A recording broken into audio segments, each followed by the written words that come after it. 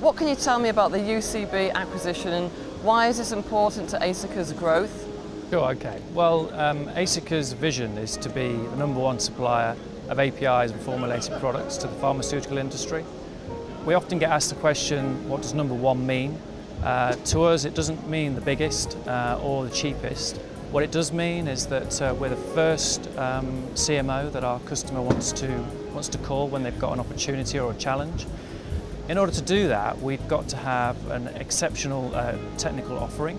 And so when we looked at the UCB acquisition, what we saw was the opportunity to enhance our technical offering, as well as providing a far-reaching global footprint. We were initially a UK-based company, and one of our strategic goals is to grow from a geographical perspective as well as a technical perspective. So the UCB deal gave us a position in the mainland Europe, so it really enhanced our European space, and it also enhanced our technological offering. The third benefit that we see with this acquisition is that it then provided us the ability to have a strategic partner in UCB. So the purchase of the assets themselves were really secondary to what it was that we primarily wanted, and that was to have a long-term supply agreement with a large multinational. And so with this acquisition we were able to deliver that.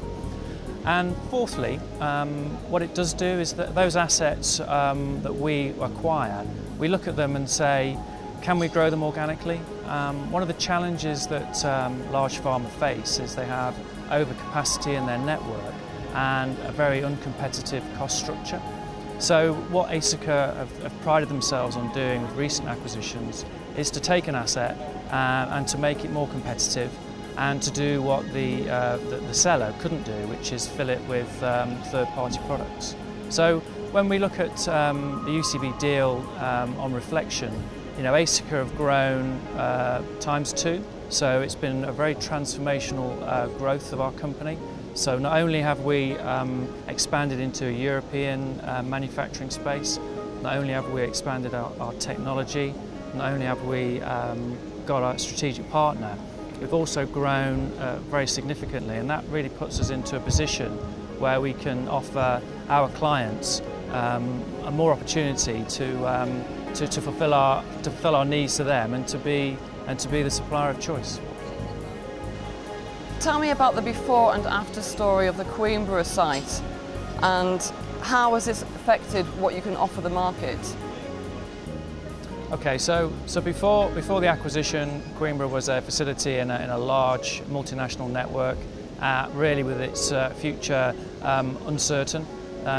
Post-acquisition, we really had the opportunity to take that site and really grow it. Something that Abbott couldn't do because it didn't provide CMO opportunities for other customers. So we were able to look at the cost structure within that facility, make it more competitive, and really sell the opportunity of having other third-party business within that facility.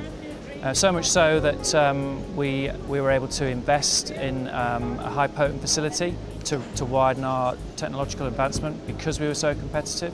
And also we're now at a point where our technology is in demand, so that we have to, we're building an expansion. This expansion, which is costing several millions and will be delivered in October 2013, will double our capability of tablet manufacture. So really what we have is we have a facility that was in the decline phase, now very much in the growing phase, with long-term supply agreements to really give us a solid platform with which to build as a company. What's on the cards for the next phase of Aesica's growth? Okay, so again, if we go back to our vision to be the #1 supplier of APIs and formulated products in the pharmaceutical industry, we have 4 strategic pillars that underpin that, which I've spoken about, which cover the geographical footprint, the technological offering, the strategic partnerships that we have and the ability to grow organically. Now, what we do have is we have some gaps in our portfolio. So right now we have sales presence in the US and sales presence in the Far East. We really want to boost that up with some manufacturing presence. So we're looking very hard at our acquisition strategy, and we see having assets in the US as a key focus for us during 2013. And in parallel with that, we also want to have a footprint in Asia, both from an API and a formulated product perspective. So we see growth organically continuing, and we see growth inorganically being the next key focus for us in 2013. Our goals are to reach sales of £500 million by the year 2015, and in order to do that, we need to clearly continue growing organically, but through acquisition we will see some transformational step changes in what we can offer our clients. What trends have you seen in the company's formulated products division during the last 2 years? Yeah, so I think our customers want a little bit more than just a fee for service. So what they want from CMOs is they want CMOs to work with them and really resolve their issues around supply, and really to give them innovative ways of resolving supply chain issues or marketplace issues. So what we're seeing, certainly from within my business unit, is a desire to allow the vendor, ourselves, CMO, more control over the value chain. So we're becoming more intimately involved in the market sales, and we're using that to create a more dynamic and flexible supply chain. If we look at the technological areas, then clearly what we're seeing is a desire to have innovative dose forms, using molecules that currently exist and using them in a different way.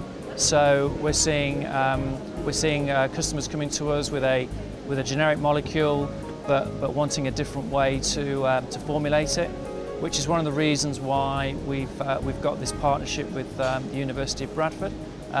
We're really looking at ways of exploiting niche technologies and working collaboratively with our partners.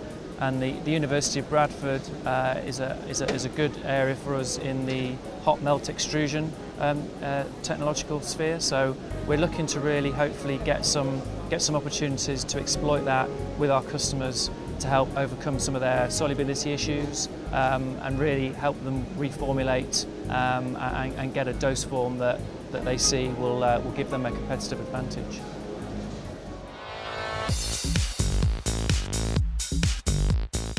From all of the entries received, the judges unanimously concluded that this winner represented the best new partnership during the past 12 months.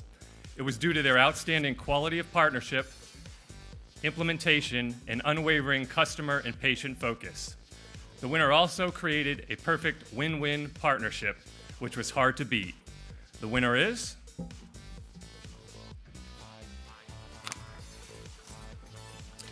Aesica.